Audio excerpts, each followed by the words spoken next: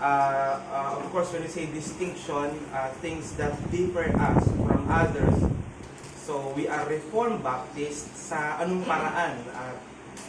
We are Baptist because we differ from other Christian groups or denomination na kung saan ay hindi natin kaparehas ng conviction sa ilang mga area. So, bago tayo pumunta doon sa part ng Reformed Baptist, nais ko munang sabihin that we are Baptist. So, kailangan maintindihan muna natin yung part na yon na tayo ay Baptist. And siguro ay magiging tanong nyo sa inyong sarili, oo nga no, bakit ba ako Baptist? Yan, that's the question. Because maraming Christian groups dyan, ba't ka nandito? Magiging struggle yan doon sa mga nandito kasi sinama ng kapatid. Or kaya dito nakapangasawa. O kaya ang boyfriend o girlfriend dito, kaya dito din siya. Pag ganyan ang pinanghuhugutan, talagang sasabog ka sa tanong na ba't ka Baptist? So you should know why you are Baptist. And maraming klase ng Baptist. Kaya ngayon, di mo na mapagkakatiwalaan. Kahit sabihin sa'yo ng kapwa mo, ay Baptist ako. Kaya lang, meron ka na kagad question. Teka, anong klaseng Baptist ka? Hindi kagaya ng panahon, hindi kagaya ng ibang mga religious groups like INC. I'm INC. Wala nang question, anong klaseng INC ka? Because they are one. But Baptist has many subsects. Marami pang grupo sa ilalim niyan. Tulungan niyo ako sa pag-enumerate. So we have the General Baptist. We have the Southern Baptist. Pangalan ng church yun. Doon pa, Missionary Baptist.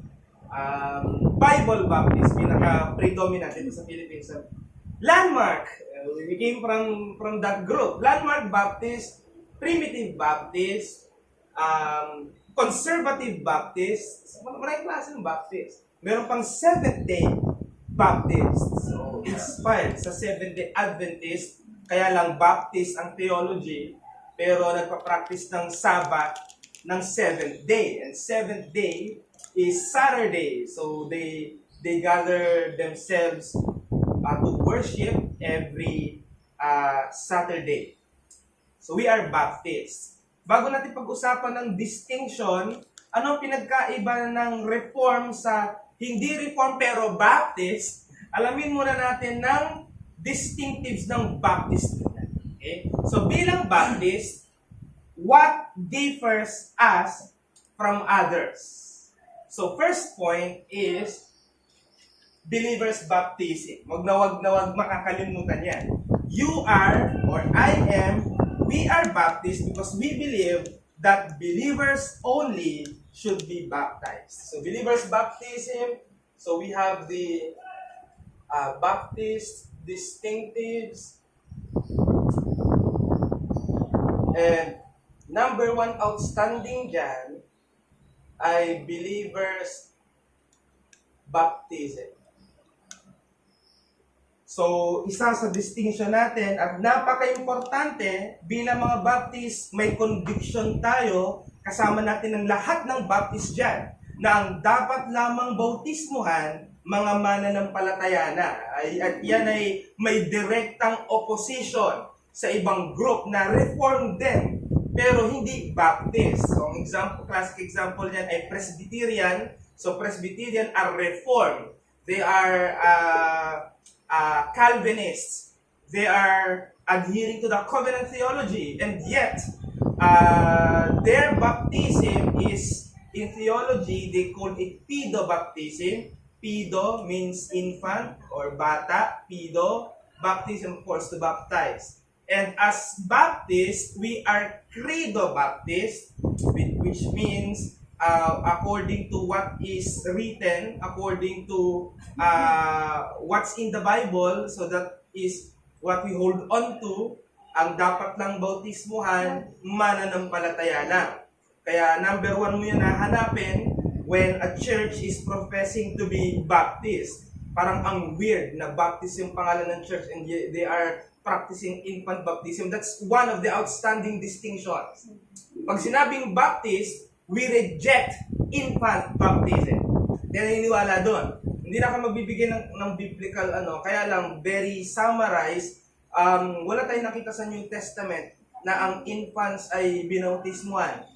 Wala rin tayong nakita sa Bible na nagturo ang mga apostles na ibaptize ang infants.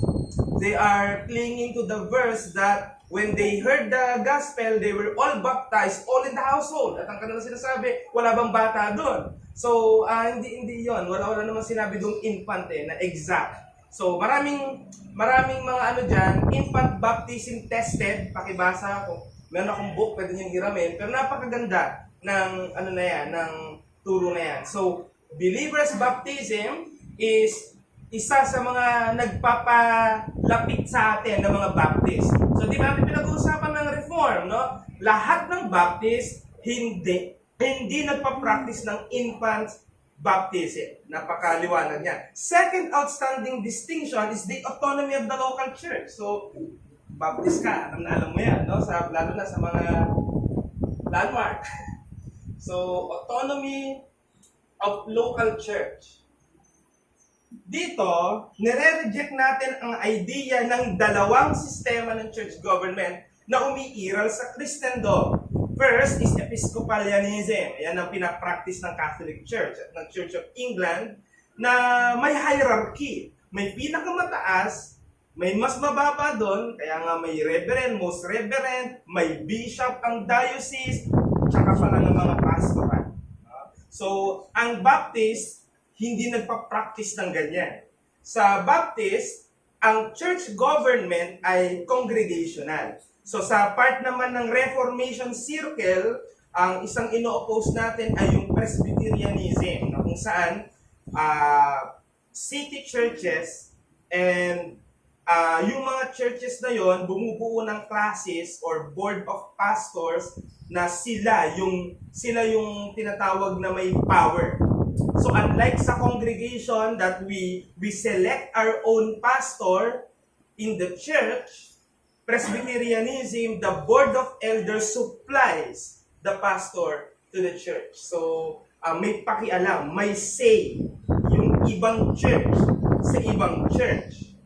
So isa yan sa hindi pinapractice ng Baptist. When we say autonomy of the local church herself governs herself. So, hindi nakikialam ang iba.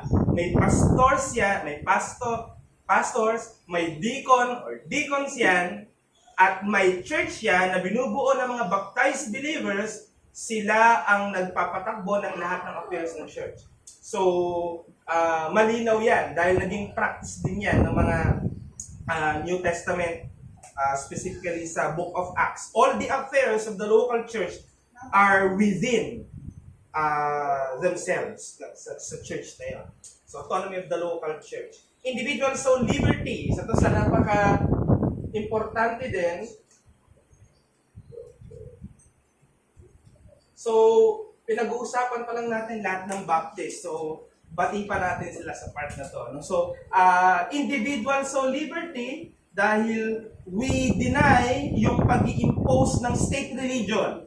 Kaya may liberty, mayroon na section dyan ng 1689, yung of Christian liberty because the Lord Himself or God Himself is the Lord of conscience. Kaya may mga part sa Christian life na hindi pwedeng maging imposing. Ang church, ang pastor, let's say for example, kung ikaw ay nagpa-practice ng Christmas, na may nagpa-practice inyo ng Christmas, meron din hindi nagpa-practice ng Christmas. And in fact, when we were landmark, we were not practicing hypocritically, no?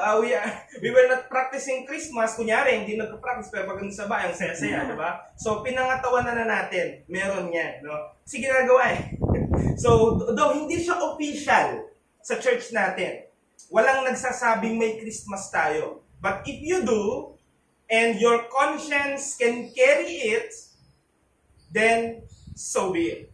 Yan ang pinagkaiba ng mga Baptist sa iba, na very imposing. At we give everyone their right to choose his or her religion. Kaya isang beses, dahil ang mga Puritans na nagpunta sa Amerika, well in fact, nung panahon ng mga Puritans, may pagka-post-millennialistic sila. Sabi nila, ang Amerika ang New Israel. Kaya andun yung hope nila, yung tinatawag na Puritan hope. No? So, kwento ko lang. Pero mali sila daw.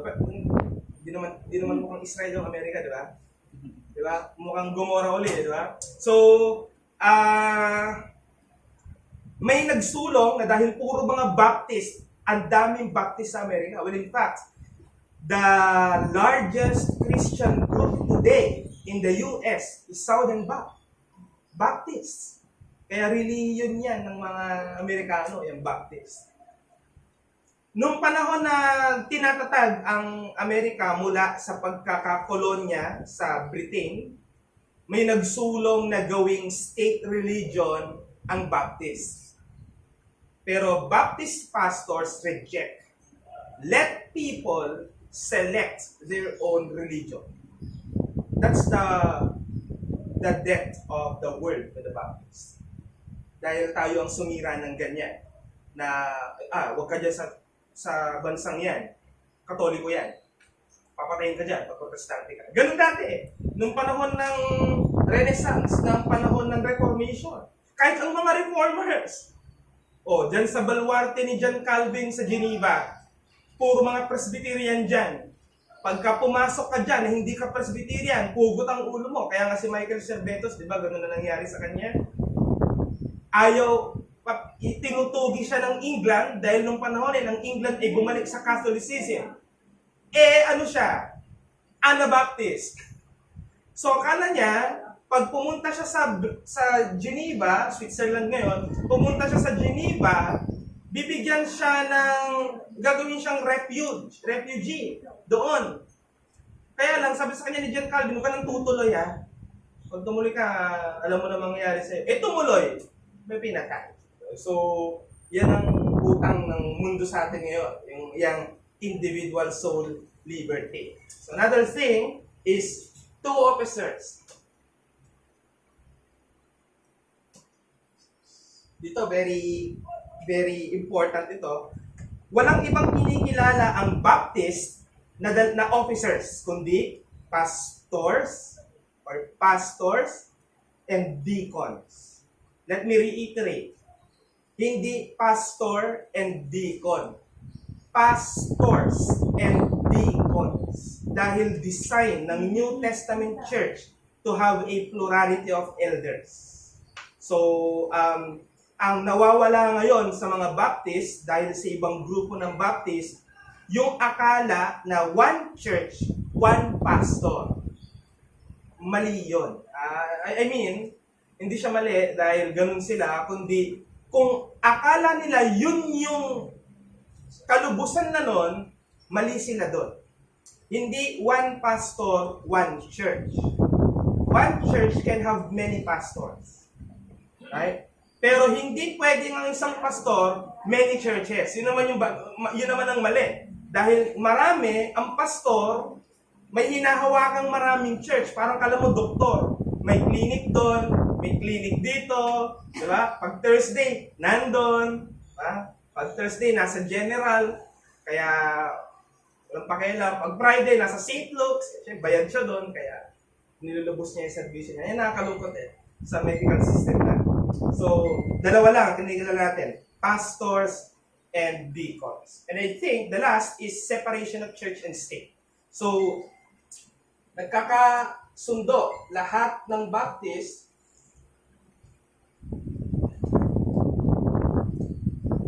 na ang church ay separate entity sa state. Hindi kagaya noon ng panahon ng Catholicism at ng Reformation na may tinatawag na church state. Church state. Practice na practice yan. Kaya ng panahon ng Kastila, munisipyo, katabi, simbahan. Di ba? Plaza, munisipyo, simbahan. Iba lang yung no? Pero kung mapansin nyo, yung mga na-preserve, yung mga plaza sa Pilipinas, gano'n. Plaza, gobyerno del municipal, at saka simbahan. Ganyan, no? Kahit sa Kapitolyo, ganyan din. Andun yung katedral, di ba? Kaya ito naman, malapit ang simbahan ng Antipolo sa Kapitolyo. Yung Kapitolyo naman ng Rizal, nasa Pasig. So, kailan lang din naman yan. So at least medyo pinreserve nila yung ganong. So, ang Baptist naniniwala na hindi dapat nangihimasok sa pamamahala ng state ang church. Bagamat may boses sila bilang institution, dahil dapat naman talaga yan eh, di ba? Kaya nga may party list, di ba? Sa party list, yung mga tinatawag na mga, anong tawag doon? Yung, may term doon eh. Yung marginalized group ay meron silang representante para sa mga karapatan nila maisulong sa kamara. So yung mga teachers, meron yan. Ano yung teachers? ACT. Parang ACT ba yun? Parang nalimutan ko. ACT. Diba? ACT. Sa mga jeepney driver, meron din. Nandiyan ang manibela. Diba? Ang magtataka ka, ano ang nare-represent ng agima? Kaya dapat tanggalin yun. Hindi ako nangihimasok sa kanila. Pero nakita nyo naman, pinopondohan ng government yung mga party list na yan. Tapos ginamit din yung mga party list na yan para makapasok lang ng mga NPA na yan. Kaya butas yan eh, sa konstitusyon. Tinan mo sila maglinya ng mga tanong. Parang mga tanga. So, yan yung mga distinction ng Baptist na pinagkaisa natin sa ibang mga Baptist. Now, we will move to Reformed Baptist. Dahil pagdating sa Reformed Baptist, dala natin yan, plus meron pa tayong distinctives na iba na sa ibang Baptist. So yan ang kailangan natin maintindihan. Para kung pumasok ka sa ibang group ng Baptist, ini-invite ka, hindi ka mabigla. Bakit sila ganun?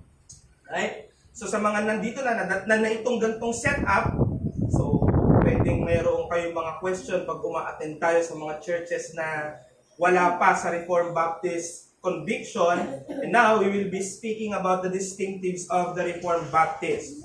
Ano ang pinagkaiba natin sa ibang denomination in terms of faith and practice? Distinctives are collectively shared with other churches with the same convictions and documented as a formal statement of faith or confession. Note, bagamat may distinctives, pero we don't promote isolation. Hindi ganun yun. Na may iba kaming distinction, meron kang iba, hindi tayo pwedeng magsama. No. Hindi natin pinag-aaralan ng distinctives to promote isolation within churches, but we should honor the Catholicity. May pagkakaiba talaga. We don't agree every time. Pero hindi dapat yan maging dahilan para hindi tayo makipag-fellowship. Kaya tinan nyo naman ang mga ka-fellowship natin. Reform ba lahat yun? Hindi. Pero masaya tayo, di ba? Bakit? Because we shared an evangelical faith. Doon tayo nagkakasundo lagi. Number one distinctive ng Reformed Baptist na kinaiba natin sa ibang Baptist is that we are confessional church. So, confessionalism,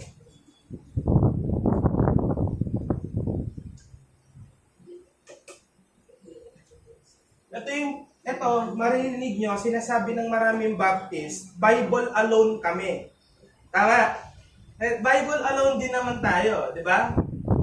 Kaya lang, ang problema ng pagka-Bible alone nila, hindi sila pwedeng magbasa ng iba. At hindi sila pwedeng maniwala sa mga books na in-authored ng mga scholar o nag-aral ng Biblia. Kung Bible alone lang daw, dapat wala daw confession of faith. Bible lang. So tawag natin dyan ay Biblicism. Kino-confirm din nila sa sarili nila yan na Biblicist sila. Sila daw ang most consistent sola scriptura. Hindi totoo yun. No? Meron tayong dahilan why we are confessional church. And when we say confessional church, meron tayong pinagkakasunduang doktrina na dokumentado, nakasulat. Right? Hindi yan kagaya sa ibang mga Baptist churches na ngayon, ang pananaw ng pastor, walang Christmas, nakadepende sila dun sa kanilang elder. Kaya pag nag-iba yung conviction ng elder, Ganun na rin ang buong church. Bakit? Kasi walang nakikita ang church na papel. Anong pinaniniwalaan natin? Bible alone ka ng Bible alone, ang dami-dami ng paniniwala dyan. Ano ang pinaniniwalaan natin sa mga yan? Doon nagkakaroon ng halaga ang pagkakaroon ng confession of faith. At bilang REBAC, meron lang tayong isang kinikilalang best confession of faith, at yan ay yung 1689 Second London Baptist Confession. Kung wala pa kayo niyan, may da-download nyo yan, may search sa internet, or you can order at Chapel Library dahil nagbibigay sila ng copy niyan. I believe, nagbigay na kami ng copy yan sa mga nakaabot nung kami umorder nung time na yan. Ewan ko lang no, kung nasa na. Sana pwedeng nawala pero kabisado. Pero pag hindi kabisado, order ulit kung nawala. Right? So, tayo mga Reformed back, we believe in 1689 Second London Baptist Confession of Faith and regard it as a comprehensive summary of Scripture. Pag tinanong ka, ano ang confession of faith mo? 1689 confession. Ano ang confession of faith para sa'yo? Ang sagot, buod ng Biblia. Summary ng Bible. Diba? Kapag ka nagbasa ka ng napakakapal na novel, right? At may nagtanong sa'yo, tungkol saan yung novel na yan? Hindi mo sasagutin na, no, sa chapter 1, ganito. Sa chapter 2, ganito. You summarize it. And as REBAC, or as Reformed Baptist, what summarizes the Scriptures is the confession of faith. At yan yun. Kaya kita nyo sinistema. Number 1, ano ang sinasabi ng Bible tungkol sa Bible? Number 2, ano ang sinasabi ng Bible tungkol sa Diyos at sa Trinidad? Number 3, ano ang sinasabi ng Diyos sa mga panukala niya o sa mga pagkakatda niya? Nandyan lang. Yan. So, marami ring mga confession of faith na pinangahawakan ng Reform. Andyan ang 3 forms of unity, Heidelberg, Belgic, at saka Canons of Dort na pinangahawakan ng mga Dutch Reform. Meron ding mga Westminsterians. Yan ang mga Puritans at Presbyterians. At syempre, sa atin, London Baptist Confession, 1689. Pinagbabawalan mo ba tayong basahin yung ibang confession? Of course not. But because we are Baptist, filtered yan. Right? Ano, sa 3 forms, dinideny nila ang baptism na ginagawa ng mga Anabaptist. Suportado tayo sa baptism na ginagawa ng mga Anabaptist, na to the point na kanilang pagiging radical. Pero sa conviction nila na dapat believang binabaptize, ay kaisa nila tayo sa part na yun. Though ang Anabaptist, mas maraming heresies kaysa sa tama. Pero yung konting tama, nakuha natin as Reformed Baptist. Now, ito yung misconception na pinagbibintangan sa mga gumagamit ng confession. Binibigyan daw natin ng otoridad ang confession na tila ba pantay sa Biblia. Ganun na pwedeng sabihin dyan. Confession kayo ng confession, parang Bible na yung confession na. Minsan, ini-scripture reading niyo pa yung confession. Hindi naman natin ginagawa yun. Hindi natin gagawin yun. Pero anong sasagutin natin dyan? Dahil may nag-o-object na ang written confession ay tila ba nare-regard as equal to the Scriptures. Siyempre, tayo ang humahawak niyan, tayo makapagpapaliwanag niyan. We never regard confession of faith as equal to Scriptures. But this helps the church to summarize and point out the teaching of Scriptures at ginagwardyahan niya ang church against false teachings. Kasi maraming klase ng paniniwala. Ano dyan ang nire-reject natin? Ano dyan ang ina-adhere natin? Now, it's the confession of faith that points us out sa mga bagay na yan. Kaya napaka-importante niyan. Kaya sabi, yung hymnal book na nandoon sa kapatid nating church natin na namin kahapon, natuwa ako doon sa introduction ng hymnal book. Sabi, next to your Bible is your hymnal.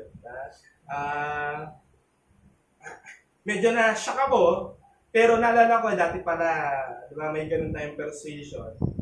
Next to your Bible is your confession of faith. Yun ang tama. Dahil yan ang dapat mag-guard sa'yo sa mga maling turo na pwede mo ma-encounter along the way. So, ang confession of faith, hindi siya equal sa scripture, maaaring magkamali ang confession of faith. At naniniwala tayo, may mali ang 1689.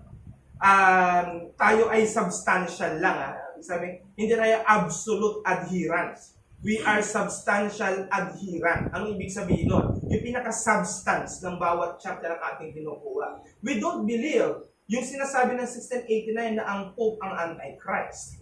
We don't believe sa sinasabing may infant election. Parang gano'n. So yun yung mga part na medyo iniiwan natin ng 1689 sa part na yon. Pero very minor yon, very minimal. Kaya lang kung renihan ka, pagagalitan ka niya dahil siya lahat dapat gano'n. Tayo, Waldronians. So, Waldron ang ating reference at siya ay inaano rin niya. Kino-question din niya yan. Pero bisita tayo kay Renihan sa kanyang sinabi, Second London Confession of Faith, a model explanation, confessions of faith serve as a standard for doctrine. So, pamantayan natin yan sa doktrina. A basis for unity. Yan. Kaya, dapat hindi nasa isip ng church members, pag sinabing nagkakaisa tayo, doon para tayo ng damit. Diba?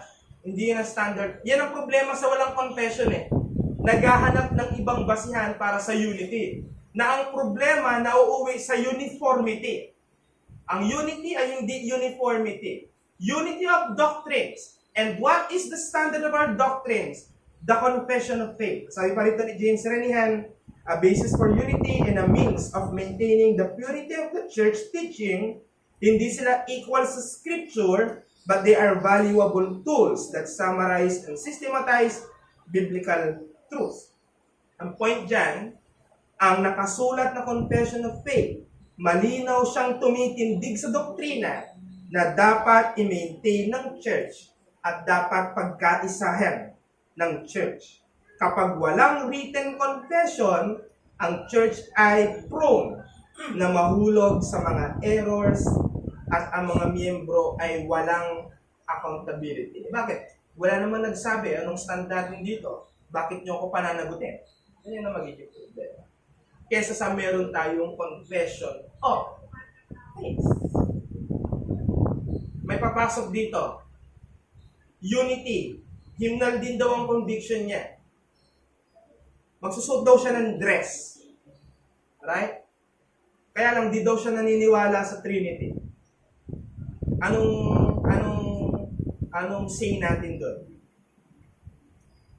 Tatanggapin, hindi. Matik yun, di natin tatanggapin yun. Kasi ang standard natin, confession of faith. Wala din pakialam kahit mag-dress ka. Hindi yan ang issue dyan. External lahat yan. Your doctrine. Are you with us in adherence to the 1689? Because if you do not, reform naman po ako. Kaya lang, Pido ba? Okay? Hanap kami ng Pido Baptist Church na doon namin ito pwedeng i-recommend. Hindi natin tatanggapin dito. Hindi dahil hindi natin kapatid. Ibang issue yon. Kapatid natin, pero hindi ka namin kaisa sa conviction. At maaaring pagpasok mo ay gamitin mo pa na armas yan para makapanghikayat ka. So, ganun yun. Kaya may hindi natin tinatanggap kasi hindi kapatid. May hindi natin tinatanggap kasi kapatid pero hindi natin kaisa sa doctrine. Yan ang importance ng confession of faith. Second distinction ay regulative principle of worship. Maring ilan sa inyo ay ngayon lang ito narinig. Pero nung nagre-reform na tayo, pinapractice na natin to. Dati nga may nag-ampos naman sa atin, nagiging Katoliko daw tayo eh. Wala na siya. Pero ipapaliwanag natin bakit kung kayo na mga umabot dito bago tayo mag-reform, yung mga kasama ko dito na naabutan pa yung ating pagiging landmark, di ba napapansin yung unti-unting pag-iiba ng order ng worship natin? Di ba napapansin na may mga inalis tayo, wala na mga special number, di ba? Wala na rin yung mahilig mag-special ano. Pero regulative principle of worship, ang ating definition dyan is belief na ang worship practices dapat ng church ay regulated or kung ano yung explicitly kinommand or pinerbit ng scripture. So, ano ibig sabihin ng regulative principle? Kung ano lang ang sinabi ng Bible na paraan ng worship, yun lang yung gagawin natin. Kung ano yung nakita natin sa Bible na paraan ng worship ng mga churches noon, yun lang yung gagawin natin. Anything na i-add mo doon o isusubtract mo doon, kasalanan na. Right? Sabi, hindi. Sabi ng mga normatives, hindi. Para naman sa Lord. Kaya innovation is good. Kaya gusto namin may drums. Gusto namin 1 hour yung worship, 30 minutes yung preaching. Ano bang mas nakaka-bless yun at mas natutuwaan Diyos dahil pinapaluwalhatian siya, something like that. Pero yun ba ang issue? Paano kung sabihin ko sa inyo na kapag sinabi ng Diyos, ito yung paraan, pag nagdagdag ka, kasalanan na sa Kanya yon. Ang isang classic example ay si Nadab and Abihu, Leviticus 10:1-2. So natin babasahin, pero ang nakalagay dyan, inutusan sila ng specific na apoy na dadalhin sa templo. Kaya lang, may naisip sila na pwede na to, apoy din naman to, parang gano'n. Pwede na to, apoy din naman to. Ang mahalaga na nandun tayo. Ang mahalaga, ginawa natin. Ang mahalaga, nag-carry tayo. Pinatay sila. Diba? Pinatay sila ng Diyos dahil doon. Hindi kayo sumusunod eh. Yan nga yung pinrich ko na yan, partial obedience is disobedience. Walang inobey ko kalahati. Utang ko muna yung kalahati. Hindi yan pwede sa Diyos. Kung ano yung eksakto niyang sinabi, kaya nga, Lord's Day, hindi Lord's half day. Isa pa yan. Yung mga issue na parang okay lang sa kanya, afternoon lang siya, morning lang siya, hindi po. Hindi po. Ang Lord's Day observance ay whole day. Kaya hindi dati ang paliwanag dito, kaya daw may evening service para yung wala sa morning pwede sa evening. Hindi ganun 'yon. Kung matino na kayo nag-aaral ng Bible, hindi ganun 'yon. Ang observance ng Lord's Day should be the whole day. Bukod sa tayo ay ribap, tayo rin ay Puritan. Sa anong paraan? Yung ating pagpapahalaga sa Sabat. Baka meron diyang naniniwala na wala ng Sabat ngayon. Meron po. Meron. Hindi ako NCT NCT talagang minamali yan. Kaya nga naakusahan sila ng antinomian. New Covenant Theology. Reform, pero tinatry nilang i-reconcile ang dispensationalism at ang classic na turo ng Covenant Theology. Tayo, bilang mga ribak, naniniwala tayo na yung principle ng Sabat na dapat one day para sa Diyos, respect sa kanyang creation, na after 6 days, He rested. Ang unang gumawa ng Sabat ay si Yahweh. Di ba? Nag-stop siya at pinagmasdan niya ang kanyang creation. And all He ever said was that they are good. Magandang principle yun. I-try nyo. I-try nyo na magtrabaho kayo 7 days. Walang day off. Ewan ko kung di sumabog yung utak nyo, di ba? Kasi decide sa tao na mag-rest once a week. Kaya workaholism is bad. Kung nagiging dahilan mo yung work mo, kaya hindi ka nag-o-observe ng Lord's Day, diba? Bad ka. Baguhin mo yan. Diba? Kung ikaw ay seryoso sa Panginoon, i-work out mo na ang Sabbath day, nandito ka. Minsan ko lang sasabihin yan. Kasi medyo na regulative principle. Hindi rin pwede yung sinasabi ng iba na, tama yun, may rest. Pero syempre, depende yun sa preference ko. Wednesday yung day off ko. Kaya sa Wednesday ako mag-o-observe ng faith. Diyan ako magdadasal. Diyan ako pupunta sa mga kapatiran. Hindi ganun yun. Ang principle ng Lord's Day, the church gathers.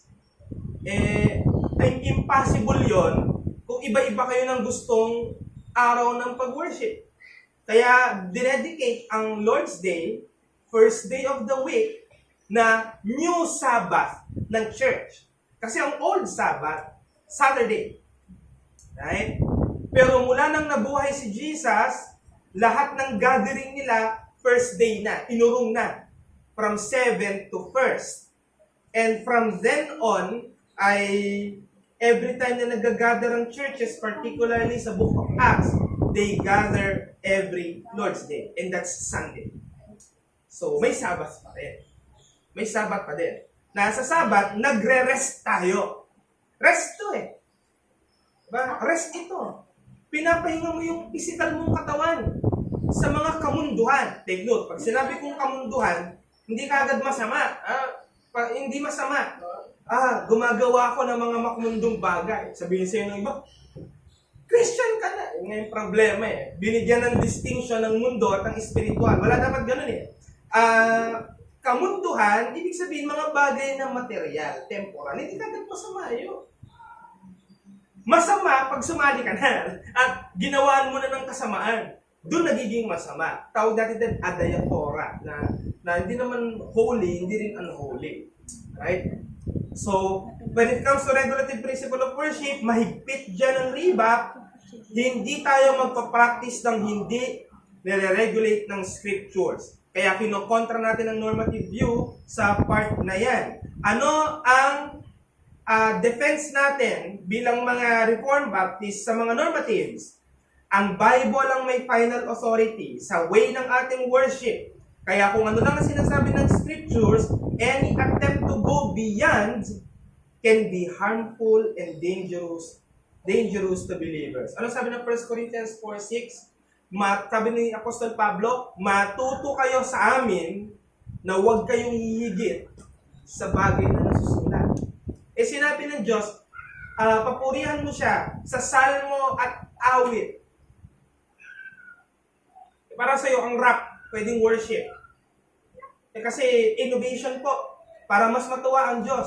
Are you implying to say na mas better ka sa sinasabi ng Diyos na pangalan? Yun ang issue doon. Matuto ka. Hindi po ako fan ng hymn. Matuto kang maging fan.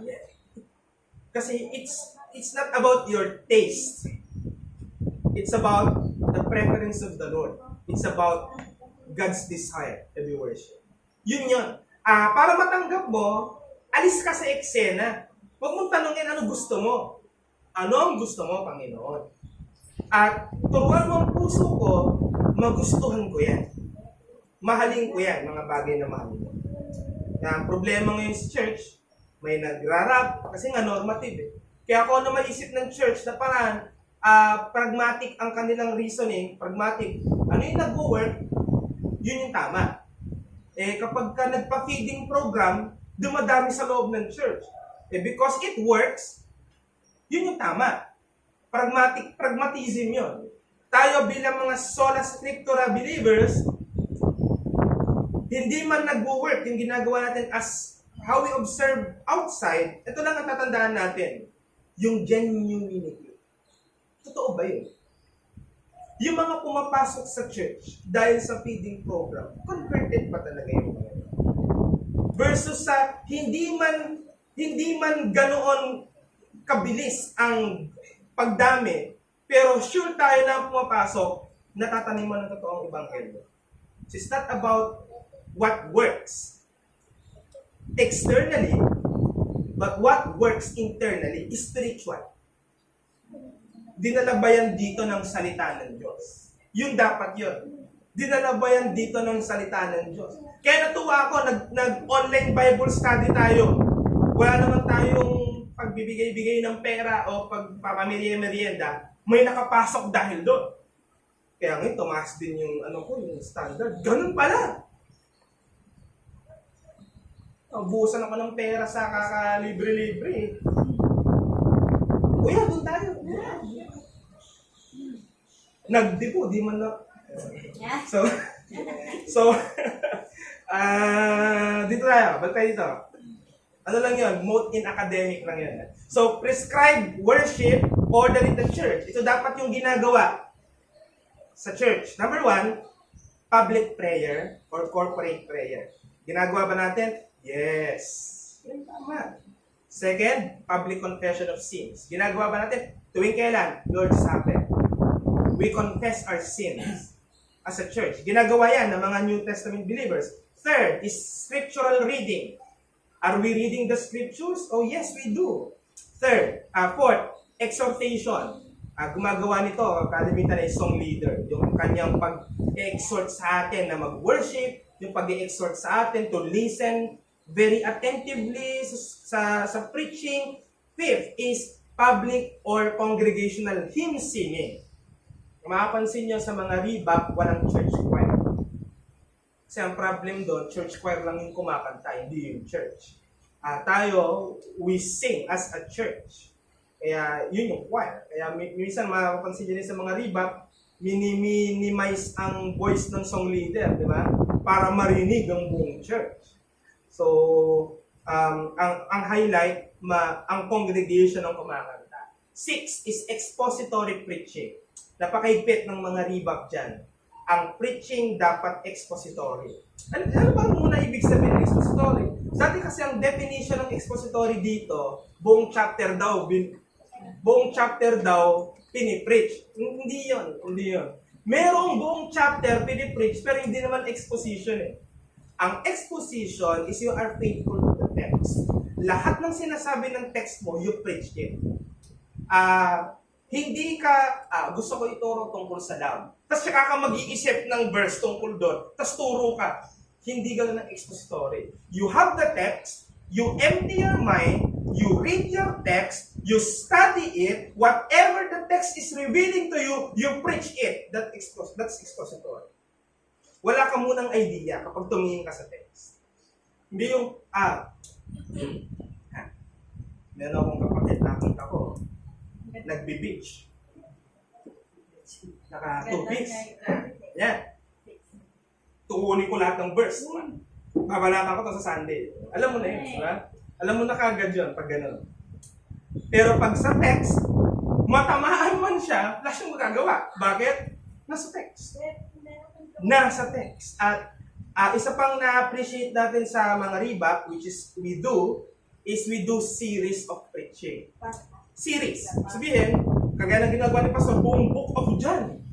Kaya kapag nandoon na siya sa text na pumupukol doon sa pagnanasa ng mata at nabanggit halimbawa yung mga kasalanan tungkol dyan sa babae, yung hindi pagdadamit ng tama, sa lalaki, marami, di ba? Hindi niya pwedeng sabihin inaano siya. Di ba? Inaano mo ako. Kasi nasa text yun eh. Hindi kagaya nung linggo-linggo, iba-iba yung topic. Doon, pwede kang makapagduda. Pinapatamaan ako . Pero pagka nakaramdam ka ng ganyan, ang tanong mo kagad, teka, pinapatamaan ka, bakit? Mali ba siya? Mali ba yung sinasabi niya? Huwag muna yung tungkol sa'yo. Ang questionin mo, yung truth. Mali ba yung sinasabi niya para mag-react ako ng ganito? Disiplina yan, mga kapatid. Ako naman, listener din ako eh. Kaya makapagsasabi ako niyan. Listener din ako eh. So when I sit there, and the preacher is faithful to his text, at nasusumbatan niya yung kasalanan ko, huwag kang magre-react tungkol sa'yo. Kala mo, sino to Kala mo, wala ka rin ginawa. Ganun kagad, ba? Mali ba yung sinasabi niya? Pag hindi niya sinabi yon, doon siya magiging accountable. Kasi sabi ng text yun eh. Ayan. So sa mga gusto mag-preach, handa na ba kayo? Na sumagot pa sa ganyan. Yung dating giliw na giliw sa'yo, na sinasabihan kang, bless ako sa'yo. Kasi di nagpipreach eh. Laging paano lang eh, pa-ad-ad lang, di ba? Nung nag-preach, wala na. Salubo ko pa sa school. Sis!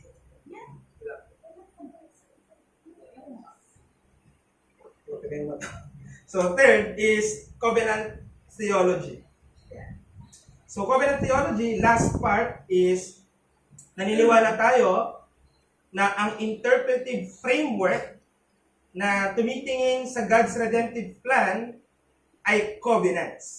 So, ito medyo technical. Ayoko masyadong sumisid. Bigyan ko lang kayo ng konting idea.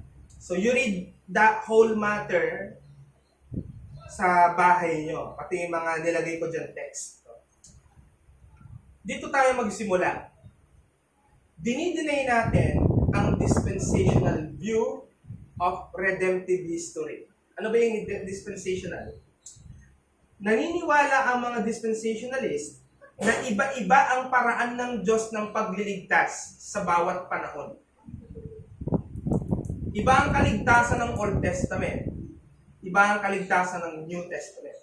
Particularly division yan, nung Old Testament, hindi pa sila by grace. By works.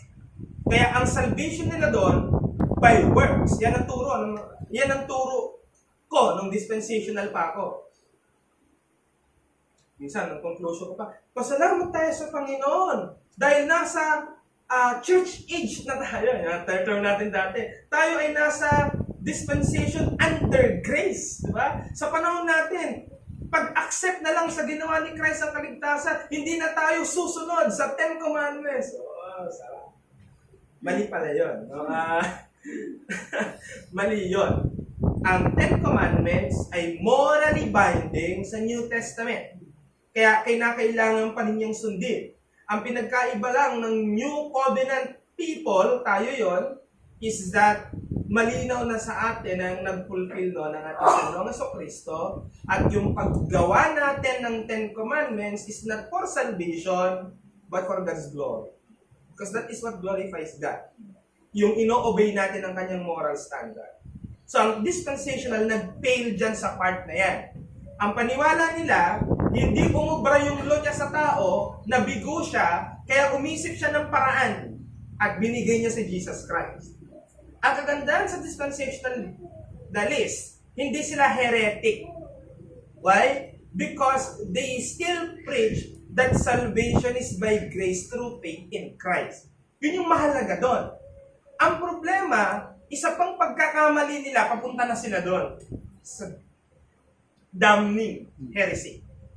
Isa pang pagkakamali. Lalo na pag sinabi nila na hindi na kailangang gumawa ng mabuti. Antinomian is heresy. Antinomianism is heresy. Hindi tayo nagtuturo niyan. Ang turo natin, ganito. Isa lang ang plano ng Diyos ng pagliligtas. And it covers from Adam to the last person. One covenant of grace. Yan ang language ng ating 1689 Confession. Meron lang tayong one covenant of grace. Period. Kaya nung nangako ang Panginoon kay Adan at Eva na ibibigay niya ang lulutas sa naging problema ng kasalanan. May ano ba yun? Meron ba yung iba-ibang plano? Wala. Merong covenant stages. Ang tawag ng confession dyan, yung covenant ay may further steps. Parang hagdan. Ito yung plano, nasa base, ang katuparan nasa second floor. Kaya, kada hakbang sa history ng Bible, may nare-reveal na bago papunta sa pangako. Masasagot ba ni Adan pag tayo ay pinag-time travel sa panahon ni Adan? Adan, yung sinabi sa iyo ni Lord sa Genesis 3:15, sino yun? Hindi pa nila masasagot. Hindi pa nila masasagot kasi hindi reveal. General pa lang ang pagkakasabi. Wala kasi ng idea kung ano ibig sabihin mo. Diba? Basta nangako ang Diyos, may gagawin siyang pagliligtas. So, paano na-reveal yun? Ano ang sumunod doon? Diba, Noahik? Sa Noahik, pinasakay sila sa ark at mag-stay kayo dyan, maliligtas kayo. May tinuturo na yun. Diba? Ang papasok sa arko, maliligtas. Sa panahon natin, ang interpretation na pag covenantal ka, ang papasok kay Kristo, maliligtas. Ang papasok kay Kristo at hindi lumabas, maliligtas. Ha? Pag covenantal ka, gano'n. Mahihirapan ng dispensational i-preach yung ganong passage. Pero, please ako narinig sa pastor dito, dati landmark pa tayo, na pinrich niya yung Noah's Ark. Na-appreciate ko na yung may bintana din para titingin ka lang sa Diyos. Biro mo yun, dispensational kami, pero ang pagkaka-expository, covenantal. Bakit? Kasi hindi naman tayo bumuon masyado dun. Yun yung kagandahan nung dati nating pastor na naging open din siya sa iba. Yung pangalawa kasi sa kanya, hinigpitan na landmark. Kaya nagpaka-landmark. Pero yung una, hindi gano'n. Landmark ang persuasion niya, pero open siya sa iba. Kaya nga karamihan ng library niya, reform. Kaya yun, chopsy. Halo-halo tuloy yung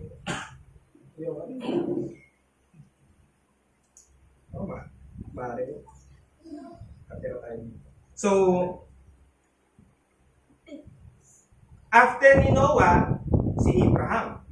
Ano yung stage? Ano yung progress? Abraham, papangakuan kita ng lahing kasing dami ng mga bituin sa langit. Ang understanding natin, akala natin, akala nila literal na descendants. Kaya yung mga Jewish, sobrang ma-pride. Kami ang descendant ni Abraham. Yung pala, hindi yun. Spiritual pala. Lahat ng nagtataglay ng Abrahamic faith. Hindi pala parang ganito ang basa dyan. Kinakausap ng Diyos Ama si Abraham, mula sa'yo ay bubuo ako ng bansang kasing dami.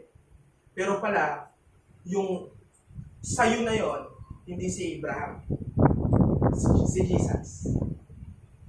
Meron tayong pwede nga pag-aralan niya. Pero sa ngayon, gagano pa na, paano si Jesus yun? Hanggang sa Davidic, hari yung dadating, hanggang sa pagdating ni Jesus, malinaw. Lahat ng mga pinangako sa Old Testament, nasa kanya na. Right? Kaya medyo historicist tayo sa understanding din ng eschatology dahil para sa atin, part ng history na yan. Yung mga nasa Daniel, alam niyo ba na yung Daniel 70th week na tinuturo ng mga premillennialists na sa future pa? Yung Daniel 70th week, ang pinapangakong coming doon, hindi second coming, first coming. Kaya tapos na yun.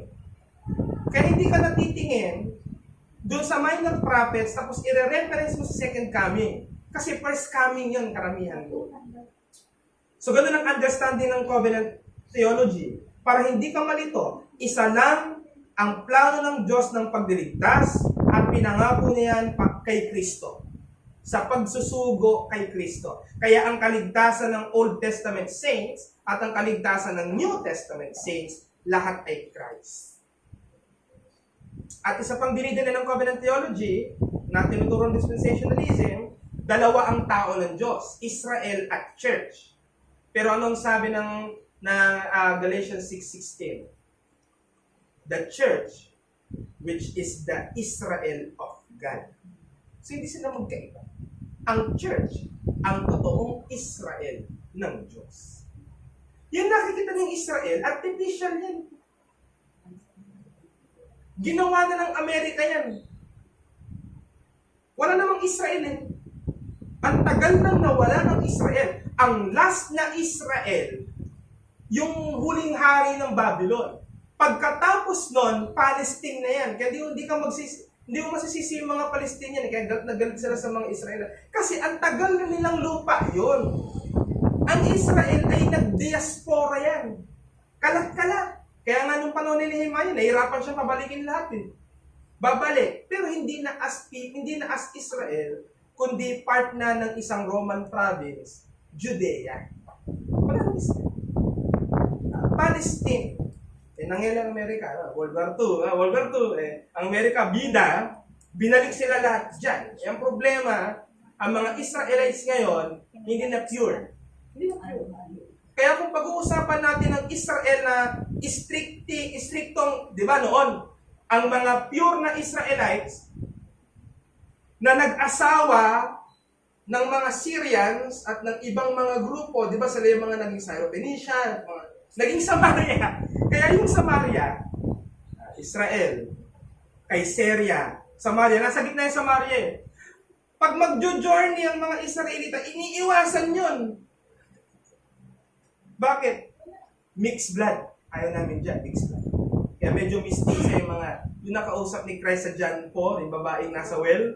Diba? Ang ganda yun, 5 asawa.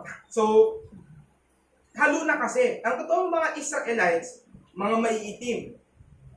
Mga maiitim sila. Medyo African na. Bakit? Kasi malapit ang Israel sa Africa. Maiitim na yan.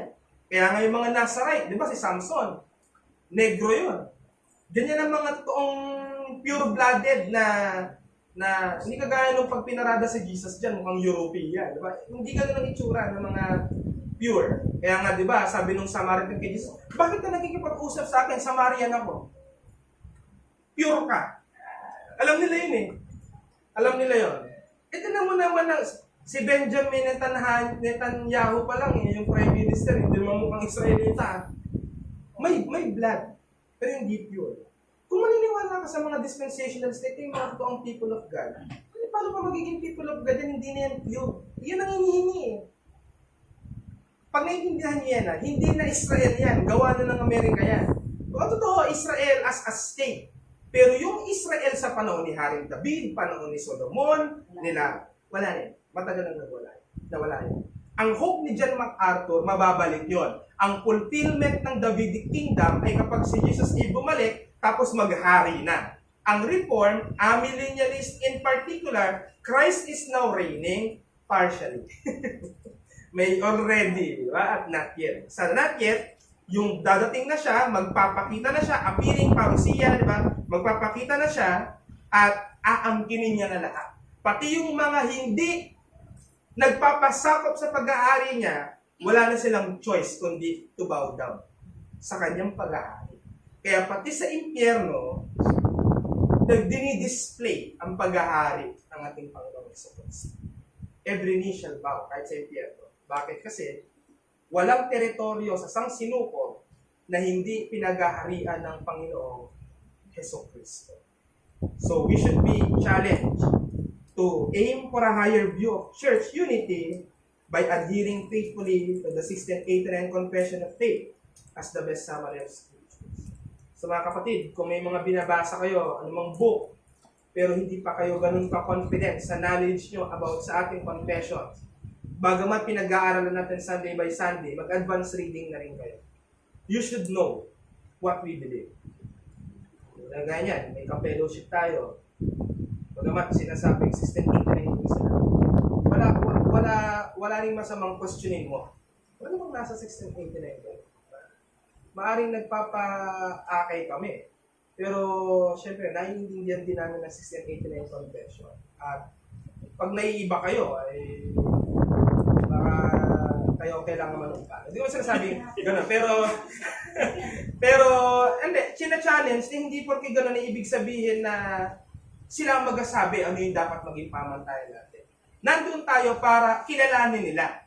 Hindi para i-form tayo sa kung ano sila. Alam din naman, sinasabi naman nila yun.